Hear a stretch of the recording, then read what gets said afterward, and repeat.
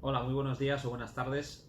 Os lo digo así porque no sé cuándo vamos a emitir esto. Hoy lo estamos grabando por la tarde. Encantado de estar con vosotros, con todos los alumnos y alumnas de la Universidad Europea de Valencia. Soy José Yáñez, como supongo que os ha informado vuestra profesora Victoria. Soy abogado. Coincidí con Victoria en Ibiza cuando ella también era abogada. Colaboramos en muchos asuntos y bueno, estoy encantado de por fin poder colaborar con ella en algún tema docente, aunque yo me dedico de manera episódica a la docencia, no es tampoco lo mío, me gusta mucho, pero no es tampoco lo mío ni es algo a lo que me suelo dedicar, pero sí que en muchas ocasiones me ha pedido pues o bien colaborar en algún artículo o en alguna ponencia o en este caso en esta pequeña charla que tengo el placer de daros en el día de hoy respecto al IRPH. El IRPH, o esta pequeña charla, mejor dicho, la voy a estructurar de una forma lo más didáctica posible, no tan específica y tan con lenguaje coloquial como lo hacemos cuando vamos, por ejemplo, a la televisión, porque ahí lo que se busca es que el público nos entienda. Vosotros sois un público bastante más entendido en el sentido de que tenéis conocimientos jurídicos, pero claro, a la gente le tenemos que hablar las cosas de una forma mucho más sencilla y de una forma mucho más coloquial y sin entrar en tecnicismos. Tampoco voy a entrar en excesivos tecnicismos hoy, simplemente quiero explicaros lo que es el IRPH y las consecuencias que tiene y cómo lo están enfocando los tribunales.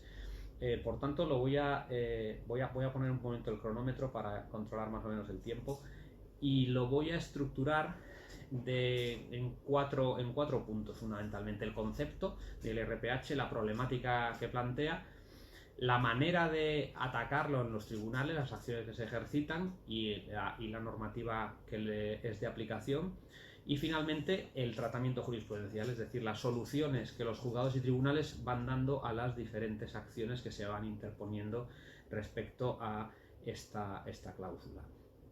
El IRPH es un acrónimo y hace referencia, o mejor dicho, se refiere a los índices de referencia de los préstamos hipotecarios. Un primer concepto que me gustaría dejaros claro, incluso antes de hablaros del IRPH en sí, es que existe un error muy frecuente, y es que decimos que le pedimos hipotecas a los bancos. Realmente las hipotecas se las damos nosotros a los bancos.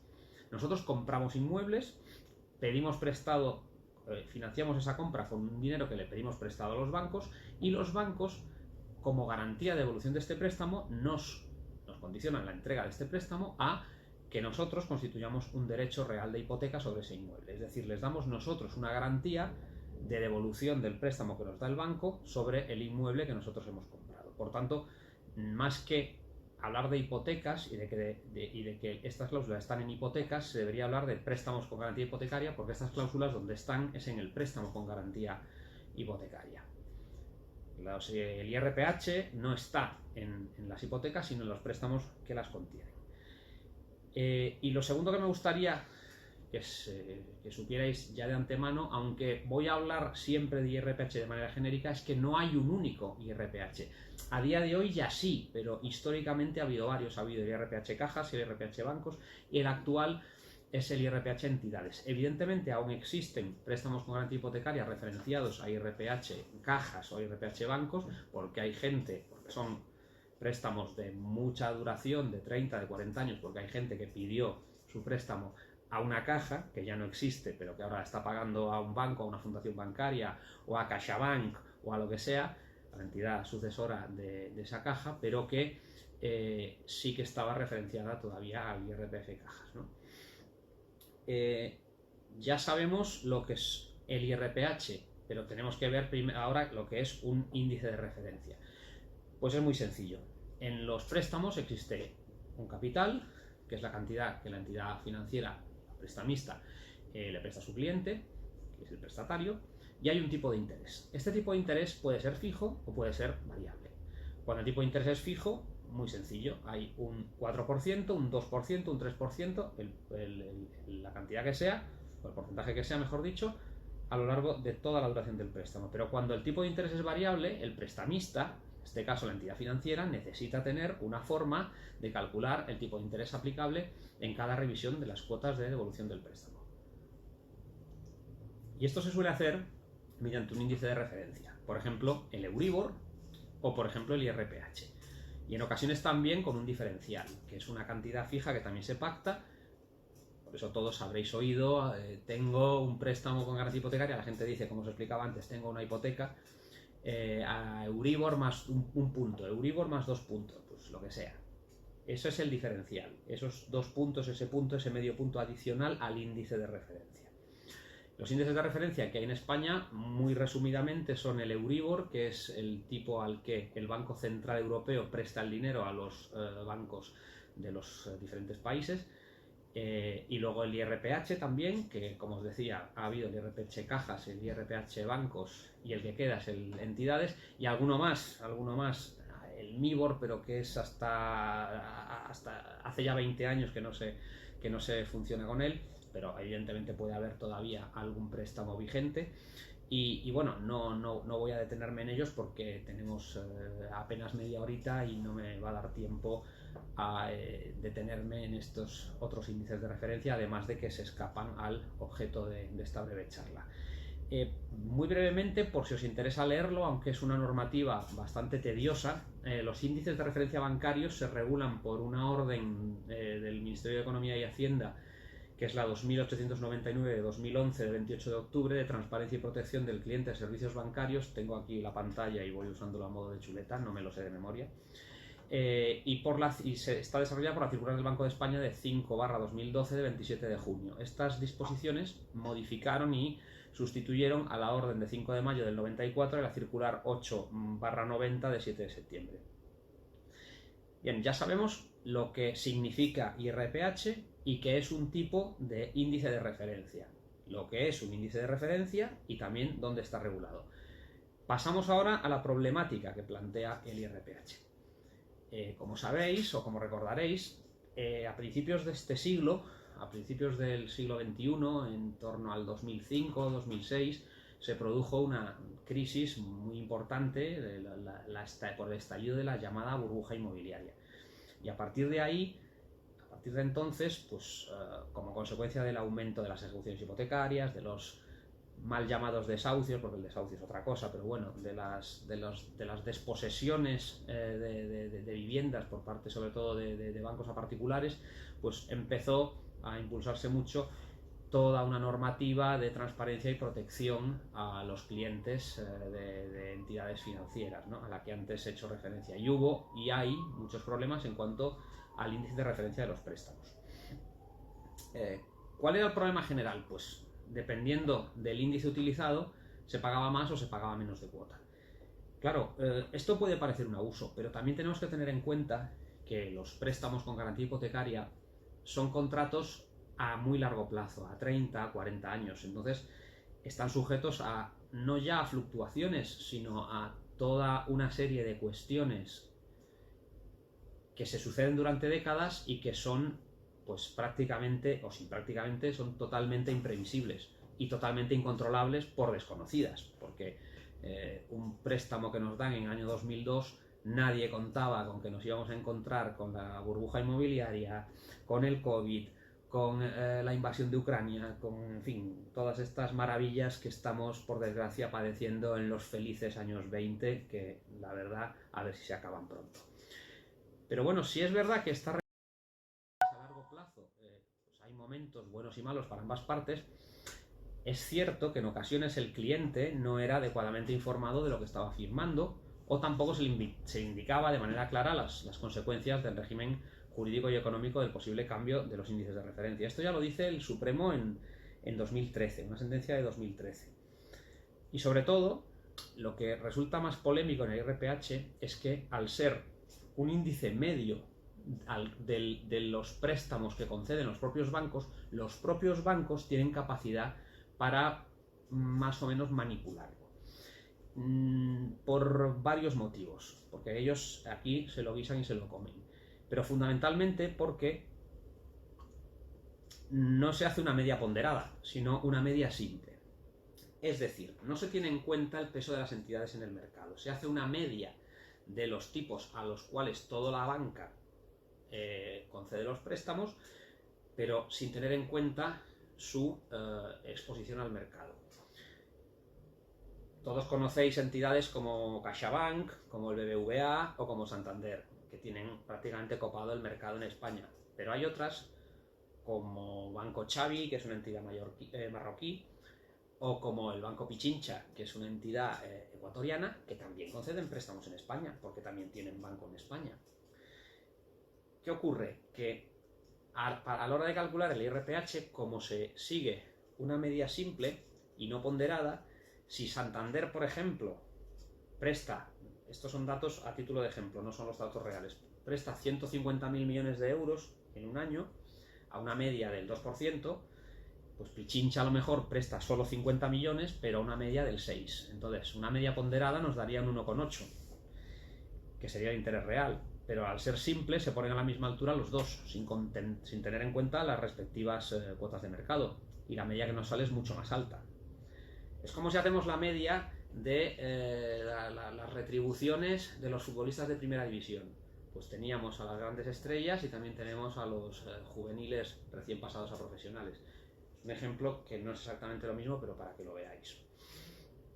Entonces, en esta línea existen muchísimas resoluciones judiciales que apoyan a los consumidores, numerosísimas sentencias, como veis en prensa todos los días, que les dan la razón a los prestatarios frente a los bancos, e incluso se ha creado un enorme nicho de mercado de despachos de abogados supuestamente especializados en este tipo de asuntos, que en realidad lo que hacen es dedicarse prácticamente en exclusiva a ellos, y pues están creando mucha litigiosidad y inundando los juzgados y tribunales de reclamaciones en esta línea, que no siempre son muy viables en muchas ocasiones, y que en el caso del IRPH en concreto, como os voy a explicar, hay que ir al caso por caso, pero aún así, para bien o para mal, el Supremo está siendo muy restrictivo en todo momento, y por eso yo en alguna ocasión que he tenido la oportunidad de opinar al respecto, pues digo que yo les suelo desaconsejar a los clientes que procedan en contra de las cláusulas IRPH, y no entiendo muy bien, o lo entiendo demasiado bien, los motivos por los cuales todo este tipo de despachos, como por ejemplo uno que anuncia un famoso exportero de la selección española, pues opinan lo contrario e incluso interpretan de manera muy particular las resoluciones tanto del Supremo como del Tribunal de Justicia de la Unión Europea. ¿Qué acciones se ejercitan en estos pleitos o qué normativa se aplica? Pues fundamentalmente se llevan estos pleitos por la línea de que se trata de cláusulas predispuestas que se incorporan al contrato sin que el prestatario pueda modificar el contenido obligacional de las mismas y sin que exista una mínima negociación. Por tanto, sería una condición general de la contratación y sometida, por tanto, a la Ley 7/98 de 13 de abril sobre condiciones generales de la contratación, y también a la normativa de la Ley General de Protección de los Consumidores y Usuarios. Lo que se suele intentar acreditar en estos casos es que el cliente, en este caso es un adherente, y que no fue informado de la existencia de otros tipos de referencia o de otros que puedan ser más favorables para el cliente, y que el IRPH, y que por tanto no se le ha dado una información transparente. Y por tanto estas cláusulas serían abusivas por falta de transparencia. También hay una orden de 5 de mayo del 94 sobre transparencia de las condiciones financieras de los préstamos hipotecarios, otra orden ministerial del 28 de octubre de transparencia y protección de los servicios bancarios, 28 de octubre de 2011, que sustituye a la anterior, otra orden ministerial de 2010, de 11 de junio, de regulación y control de la publicidad de los servicios y productos bancarios, si no fue clara, suficiente y objetiva y no engañosa la información facilitada a los clientes. La circular 6/2010 del Banco de España, de entidades de crédito y entidades de pago, sobre publicidad de los servicios y productos bancarios. Y la orden de 12 de diciembre del 89 sobre tipos de interés y comisiones, normas de actualización de las entidades de crédito en su deber de información al cliente, que impone la obligación de informar sobre la periodicidad con la que se producirá el devengo de los intereses, las fechas de devengo y la liquidación. Me habéis oído hablar de dos conceptos, transparencia y abusividad. Hay que diferenciarlos. La transparencia es cuando una cláusula es claramente comprensible para ambas partes.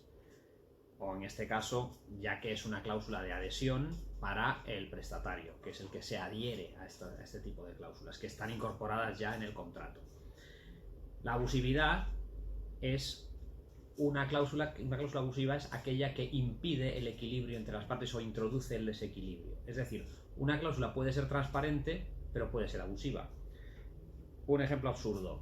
Este vaso pactamos que vale 2.000 euros, que no vale ni 2 céntimos. Pues esa cláusula es clara porque pone claramente, valga la redundancia, un valor muy concreto para este vaso, comprensible fácilmente, pero es claramente abusiva, por cuanto este vaso no vale 2.000 euros, vale 2 o 3 céntimos, un vaso de papel.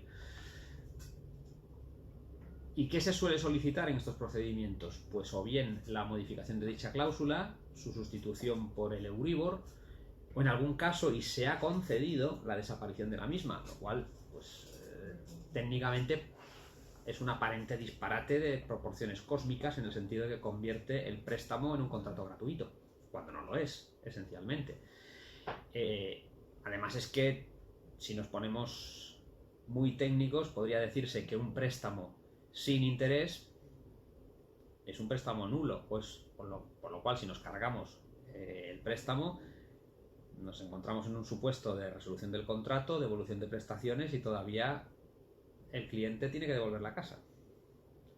Es un caso de laboratorio y exagerando mucho y llevándolo todo al absurdo, pero es a donde puede que acabemos llegando o puede que esta suerte de populismo judicial que hemos vivido los últimos años, pues puede que nos conduzca. Y cuando digo esto, hay compañeros que me dicen que defiendo a los bancos, cosa que no es verdad. Yo defendía a los bancos 10 años cuando trabajaba en grandes firmas, ahora ya no. Ahora no llevo a ningún banco, más bien los demando a todos. Pero es que también hay que ser realista y hay que a veces romper lanzas a favor de los bancos. Sin ellos no podríamos comprarnos la mayoría de cosas que nos estamos comprando. Por tanto, pues hay que tomarse las cosas como lo que son y con realismo. Y cargarse un tipo de interés en un préstamo es muy complicado. De todas maneras, como os he indicado antes, se hace. Y si no se hace y si no se sustituye el RPH por el Euribor, veremos las posibilidades que hay, que no son muchas ni son fáciles. La comercialización de los préstamos referenciados al IRPH se inició, como os decía al principio, en la época del boom inmobiliario, en los años 2000, a principios de los 2000. En esa época el Euribor estaba muy alto, estaban unas cotizaciones históricas y las entidades financieras buscaron la posibilidad de introducir mecanismos pues, más favorables a los clientes. Y es que el IRPH, aunque ahora todo el mundo lo critica y todo el mundo lo ataca, es más estable que el Euribor. El IRPH y el Euribor no son per se ni buenos ni malos. Lo que os explicaba al principio, estamos en relaciones contractuales muy largas, préstamos a 30, 40 años, que hay momentos buenos y momentos malos. Y al igual que cuando el Euribor estaba muy alto nadie se quejaba, pues ahora que el IRPH está alto, pues tampoco parece muy correcto pretender cambiarlo al Euribor y decir que en su día nos engañaron y que en su día nos introdujeron una cláusula abusiva. Pero se está concediendo por parte de los juzgados y tribunales. Las resoluciones son numerosísimas. Hoy voy a entrar únicamente en las del Supremo y en las del Tribunal de Justicia de la Unión Europea, porque hay centenares, por no decir miles, teniendo en cuenta de que las los préstamos hipotecarios, incluso yo incurro en este error que os comentaba al principio, los préstamos hipotecarios referenciados a IRPH son aproximadamente el 10% de los préstamos hipotecarios concedidos en España.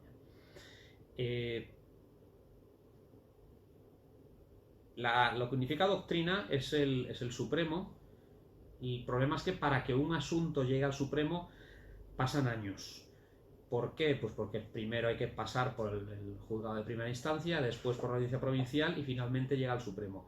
Depende muchísimo. Hablar de plazos en los procedimientos judiciales es muy arriesgado porque siempre te pillas los dedos, porque hay un montón de circunstancias muy cambiantes, muy volátiles y que no dependen no ya de ti, sino depende del juzgado en el que te toque, del tramitador que te toque, de la reacción de la entidad bancaria, del juez que te toque, de si es un partido judicial estable en el que está el mismo magistrado desde hace 15 años o es de estos de pueblo que te tienes que tirar allí no sé cuánto, que los jueces cambian cada vez que hay una promoción de nuevos jueces y que entienden del asunto, admite a trámite uno, bueno, la admisión a trámite la hace el letrado de Administración de Justicia, pero ve la audiencia previa uno, ve el juicio otro, y en fin, se retrasa todo muchísimo, pero yendo todo bien, un pleito en primera instancia tarda 6, 8, 9 meses, máximo un año, yendo todo bien. En la audiencia provincial estamos en las mismas y el Supremo, el plazo de admisión a trámite está en torno a los 2 años y luego tarda un año y pico o 2 en resolver. Por tanto, tirando por lo alto nos ponemos en un año en primera instancia, otro en la audiencia y 3 en el Supremo. Nos ponemos para que algo llegue al Supremo, en este tipo de casos, pues se tiran 5 o 6 años. Bien, pues la primera resolución importante, o que además unificó doctrina porque es una resolución del Pleno de la Sala de lo Civil, es la sentencia 669 de 2017, de 14 de diciembre de 2017. En este caso, el prestatario había ganado en primera instancia y en la audiencia provincial y el Supremo se cargó el criterio de ambos tribunales inferiores.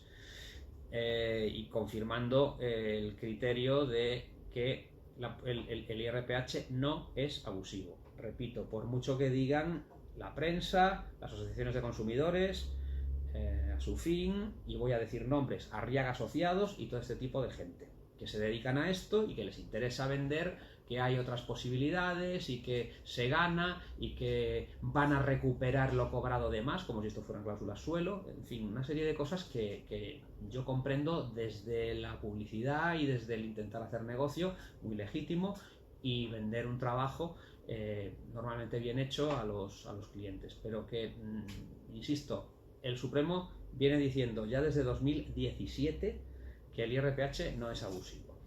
¿Qué dicen? Que como se publica en el BOE, el consumidor medio puede comprender cómo se calcula. Por tanto, no es necesario que el banco comunique o que dé una información tan exhaustiva como pretenden algunos demandantes del funcionamiento matemático-financiero del IRPH, pues, como dice el Tribunal Supremo, este análisis tan exhaustivo ni siquiera el Euribor lo resistiría. En segundo lugar, tampoco creen que sea necesaria la información previa de la evolución del IRPH en los años anteriores, porque eso tampoco significa que sea transparente, que sea falta de transparencia, pero sí que se puede analizar el análisis de abusividad. Recordemos lo que os explicaba antes: transparencia, fácil comprensibilidad, abusividad, desequilibrio entre las partes. Si se entra en el análisis de abusividad, al ser el IRPH un índice oficial, ellos consideran, el Supremo, que no hay mala fe del banco, porque está muy claro, el IRPH se publica en el BOE. Y finalmente, este análisis de abusividad, pues el desequilibrio importante debe ser valorado en el momento de suscripción del contrato y no por la evolución más o menos favorable del índice durante la vida del préstamo. Aquí se pone un ejemplo también muy absurdo, pero que los aficionados al fútbol lo podréis entender. Muchos futbolistas, cuando meten muchos goles, piden que les renueven enseguida, por una pasta. Pero cuando se tiran 3 o 4 meses sin meter un gol, no piden nada. En un contrato a 30 o 40 años, insisto, lo que os explicaba al principio, y voy dando vueltas siempre lo mismo, pero es que es así. Hay momentos en los que se paga mucho y en los que se paga poco. Hay momentos en los que le va bien a uno y le va bien a otro. Si tú no quieres tener estas fluctuaciones, que en ocasiones te van a ir bien y en ocasiones te van a ir mal, contrata tipo fijo. Pero no vengas luego con que esto es abusivo o con que esto no es transparente, porque el Supremo además así lo ve. Además, el Supremo en este ámbito, en 2017, que ya había reventado el tema del suelo, el tema de los swap, el tema de los productos financieros subordinados, todo aquello, pues corta un poco el creciente populismo judicial que bueno, que parecía que ser un banco era ser un salteador de caminos y que cualquiera ponía una demanda a un banco, la ganaba y encima pues se le condenaba en costas y demás. Cosa que los bancos también en muchos casos se lo merecen, porque ellos también son muy poco colaboradores, muy poco transparentes. Esto es así porque no se puede cambiar, si no, no te damos el préstamo, si no te vas a otro sitio. Aquí hay para todos. Los clientes no lo han hecho bien y los bancos tampoco. Bien, esto llega al Tribunal de Justicia de la Unión Europea. Y hay una famosa sentencia, y muy esperada sentencia, de 3 de marzo de 2020, que la verdad no aclara mucho. Y que los que nos dedicamos a esto decíamos que era como el día de las elecciones, que todos ganan, porque salían las asociaciones de la banca diciendo que por fin dejamos de ser considerados unos abusadores y unos sinvergüenzas y demás, y salía el señor Arriaga diciendo que los clientes han visto nuevamente reconocida que la banca pues son unos sinvergüenzas y que nosotros vamos a seguir en esta lucha y esta cruzada, no sé, que habían ganado todos. Yo creo que ni unos ni otros pueden estar satisfechos. ¿Por qué? Pues porque se le plantea una serie de cuestiones al TJUE, al Tribunal de Justicia de la Unión Europea, que algunas las contesta diciendo cosas que ya sabíamos, otras no las contesta y realmente vuelve a decir que los tribunales internos de cada estado son los que tienen la capacidad de decisión en esta cuestión. Por tanto, vamos a volver a la jurisprudencia consolidada del Tribunal Supremo, más bien favorable a los bancos. Lo primero que se le plantea al TJUE es si puede analizarse la transparencia del IRPH. Dicen que sí, pero es que esto ya lo sabíamos. Dicen que sí porque lo que se aplica aquí es una directiva de consumidores, la 93/13, que el artículo 1.2 dice que se excluyen de la aplicación de esta directiva las cláusulas contractuales que reflejen disposiciones legales o reglamentarias imperativas. Claro, el IRPH no es imperativo, es un tipo oficial, pero no es imperativo. Por tanto, al no ser imperativo, sí que cabe el examen de transparencia. Pero es que, insisto, esto ya lo sabíamos. La sentencia de 2017 del Supremo que os indicaba antes ya lo dice. O sea, el TJUE no nos resuelve nada ni nos dice nada nuevo. En segundo lugar, se le plantea si se puede analizar la abusividad del IRPH y de los elementos esenciales de los contratos. Y aquí simplemente no contestan. Ellos dicen que, que pajarean un poco con que el examen de abusividad, el objeto principal del contrato, la adecuación entre precio y retribución, etcétera, etcétera, pero que vaya, que aunque el abogado general parecía que sí, que estaba a favor de esto, pues el TJUE dice que dado que la cláusula puede ser objeto de análisis de transparencia, no es necesario pronunciarse sobre la transposición efectiva de todo esto al derecho español. No dicen nada. Y luego, finalmente, no es finalmente, creo que hay otra cuestión más. Dicen que cuando se puede considerar transparente un tipo de referencia variable. Y aquí dicen que para valorar si se dan estos supuestos, constituyen elementos especialmente pertinentes la circunstancia de que los elementos principales relativos al cálculo del mencionado tipo de interés sean fácilmente asequibles a cualquier persona que tenga intención de contratar un préstamo hipotecario, dada la publicación del modo de cálculo de dicho tipo de interés, se publica en el BOE, como decía antes, y por otro lado el suministro de información sobre la evolución en el pasado del índice en que se basa el cálculo de ese mismo tipo de interés. Aquí es donde va a haber batalla otra vez en los juzgados. Por el método de cálculo y por la información sobre la evolución pasada.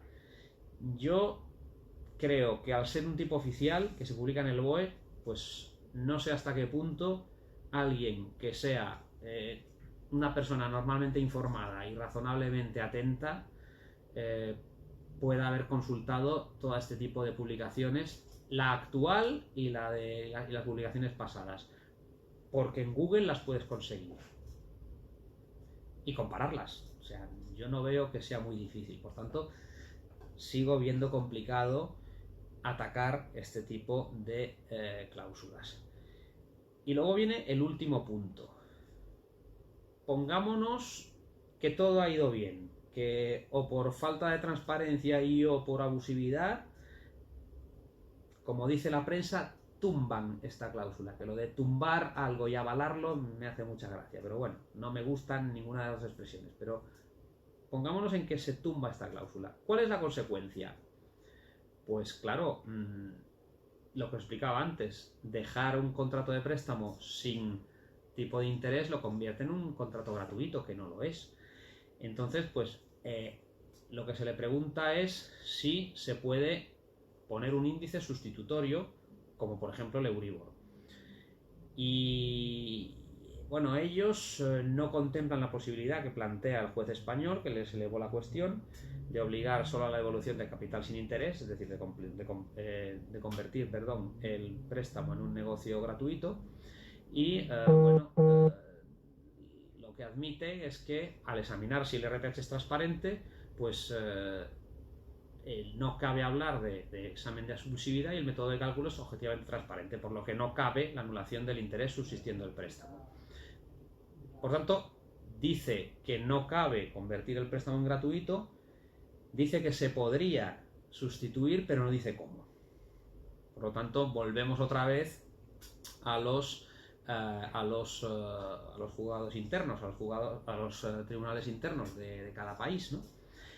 Hay algunas resoluciones ya posteriores a esta, como la de la Audiencia Provincial de Barcelona del 24 de abril de 2020, que aquí pues dice nuevamente que no es condición general de la contratación, que el control de transparencia que lo supera, que no hay, que es incuestionable que se le ha dado información accesible a un consumidor medio, pues porque aunque no se le comunique por el banco y no se le facilite por el banco, está publicada en el BOE. Vale, también hay que decir que no todo el mundo lee el BOE, pero bueno, tampoco es una cosa escondida. Si alguien lo quiere buscar y tiene una mínima diligencia, lo puede conseguir. También se publica en la prensa generalista y especializada, dice esta sentencia. Bueno, lo de prensa y especializada para mí es oxímoron, pero bueno, me meto yo mucho con la prensa, que no debería de hacerlo.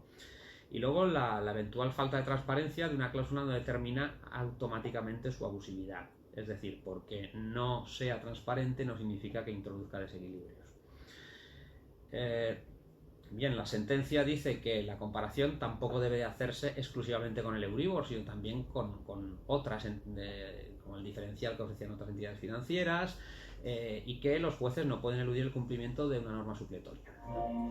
La sentencia de la Audiencia Provincial de Sevilla, de 23 de abril de 2020, también descarta la posibilidad de transformar el préstamo en un negocio gratuito, porque lo privaría de causa y daría una ineficacia radical, una nulidad total y el efecto de obligación de restituir a las partes las prestaciones, 1303 del Código Civil, con lo cual penalizaría todavía más al prestatario, ¿no? Ya para concluir, hay un auto de 17 de noviembre de 2021 que aquí, también del TJUE, que aquí también, que aquí creemos que es el principio del fin de todo lo que es el IRPH. Puede que haya casos concretos en los que sí se consiga todo esto que persiguen todo este tipo de despachos, pero después de este auto creemos que se cierra un poco el círculo, se empieza a cerrar, porque un juez español otra vez plantea la interpretación del Supremo si es contraria a las directivas europeas y le plantea 16 consultas que el TJUE agrupa en 3, le inadmite y una cuarta que le inadmite, y que son las siguientes. Si es admisible que no se exija al banco la información relativa a la evolución en el pasado del índice de referencia, al menos durante los 2 últimos años, en comparación con otro índice distinto, que el TJUE considera que corresponde al juez nacional determinar todo esto, se lava las manos, que como se publica en el BOE, pues volvemos a lo mismo, difícilmente no solo puede decirse que no se ha tenido conocimiento, sino que tampoco se puede decir que no se ha podido comparar con los de los años anteriores, también publicados en el BOE, En segundo lugar, si es contrario a la directiva, que se exija la falta de buena fe del profesional para llevar a cabo cualquier control del contenido de una cláusula no transparente, que ellos también se lavan las manos. Y si es contrario a la directiva, que en el caso de ser declarado abusivo se sustituya el índice legal aplicable por otro. Viene a confirmar este auto la doctrina del Supremo, de las sentencias antes citadas, lo que parece impedir que se estimen las reclamaciones típicas en relación con el IRPH, que eran la supresión del interés o su sustitución por el Euribor, como se pretendía en este caso. Esto no soluciona tampoco todos los problemas, porque como os decía antes, hay el IRPH cajas, el IRPH bancos, que aún están vigentes, aunque están eliminados, no se pueden constituir préstamos hipotecarios en base a ellos, pero siguen en algunos que están todavía vigentes por la duración. Volvemos otra vez a lo de antes de